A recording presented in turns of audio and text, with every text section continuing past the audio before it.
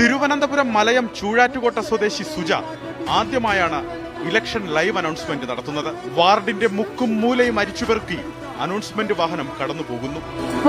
രാധാകൃഷ്ണന്റെ മഹാവിജയത്തിനായി നടക്കുന്ന വൻപിച്ച തെരഞ്ഞെടുപ്പ് കൺവെൻഷനിലേക്ക് ഈ നാട്ടിലെ വോട്ടർമാരെ ഹൃദയപൂർവ്വം സ്വാഗതം ചെയ്യുന്നു.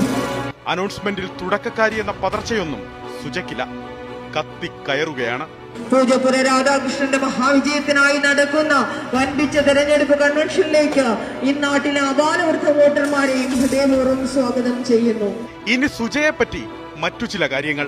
കേരളത്തിലെ ആദ്യത്തെ സ്കൂൾ ബസ് ഡ്രൈവറാണ് Suja. Tanker lorry, Taurus, trailer എന്നിവയെല്ലാം ഓടിക്കും. ഡബ്ബിംഗ് ആർട്ടിസ്റ്റാണ്. ഡ്രൈവർ ആയതുകൊണ്ട് തന്നെ ഏറ്റവും ഇഷ്ടമുള്ള വാഹനം ബസ്. ആദ്യമായി അനൗൺസ് ചെയ്യുന്നതും ബസ് ചിഹ്നത്തിലെ സ്ഥാനാർത്ഥിയെ വിജയിപ്പിക്കണമേ എന്ന്. ഞാൻ ലൈവ് അനൗൺസ്മെന്റ് ആദ്യമായിട്ടാണ്, അല്ലാതെ റെക്കോർഡ് ചെയ്യുന്നുണ്ട്. ഡബ്ബിംഗ് ആർട്ടിസ്റ്റാണ്. ഡബ്ബിംഗ് ചെയ്യുന്നുണ്ട്.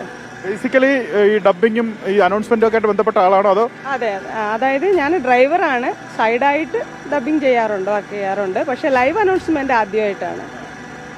ഈ ലൈവ് അനൗൺസ്മെന്റ് ചെയ്തിട്ട് എന്താണ് ഒരു അനുഭവം? വളരെ സന്തോഷം. കാര്യം ഡ്രൈവറല്ലേ, അപ്പം ബസ് ആണ് ഏറ്റവും ഇഷ്ടമുള്ള വാഹനം. അപ്പം അതിൽ തന്നെ എനിക്ക് ലൈവ് അനൗൺസ്മെന്റ് ചെയ്യാൻ പറ്റിയത് വളരെ സന്തോഷം. അതായത് ഡ്രൈവറാണ്, ഹെവി വാഹനങ്ങൾ ഓടിക്കുമോ? അതെ, ഹെവി. ഞാൻ കേരളത്തിലെ ആദ്യത്തെ സ്കൂൾ ബസ് ഡ്രൈവറാണ്. പിന്നെ ടാങ്കർ ഓടിച്ചു, നാഷണൽ പെർമിറ്റ് ലോറി ഓടിച്ചു. ഇപ്പം ഞാൻ ട്രെയിലറിൻ്റെ ട്രെയിനിങ്ങിലാണ്. എല്ലാ ലൈസൻസും ഉണ്ട്. ഫോർക്ലിഫ്റ്റ്, ക്രെയിന്, ട്രെയിലർ, എല്ലാ ലൈസൻസും ഉണ്ട്. അപ്പോൾ ഡ്രൈവറാണ്, ഡബ്ബിംഗ് ആർട്ടിസ്റ്റാണ്. അതായത് ഇപ്പോൾ ലൈവ് അനൗൺസ്മെന്റ് ചെയ്യുന്നു. അതിൽ തന്നെ ഇഷ്ടപ്പെട്ട വാഹനമായ ബസ്സിന് വേണ്ടി അനൗൺസ് ചെയ്യുന്നല്ലേ? അതെ അതെ, ഇഷ്ടപ്പെട്ട ബസ് എന്നെ ബസ് ചിഹ്നമായിട്ട് കിട്ടിയപ്പോൾ ഭയങ്കര സന്തോഷം. കാര്യം എന്ന് പറഞ്ഞു കഴിഞ്ഞാൽ എന്താ പറയുക, നമ്മൾ ഇഷ്ടപ്പെട്ട ഒരു ഇത് കിട്ടുമ്പോൾ നമുക്കത് കുറച്ചുകൂടെ എനർജറ്റിക് ആയിട്ട് ചെയ്യാൻ പറ്റും. അനൗൺസ്മെന്റ് വാചകമൊക്കെ നമ്മുടെ ഉള്ളിൽ നിന്ന് വരുന്നതാണോ അതോ പ്രിപ്പയർഡ് ആണോ? കുറേ നമ്മുടെ ഉള്ളിൽ നിന്ന് വരുന്നത്, കുറച്ചൊക്കെ നമ്മൾ എഴുതിയതുണ്ടാവും.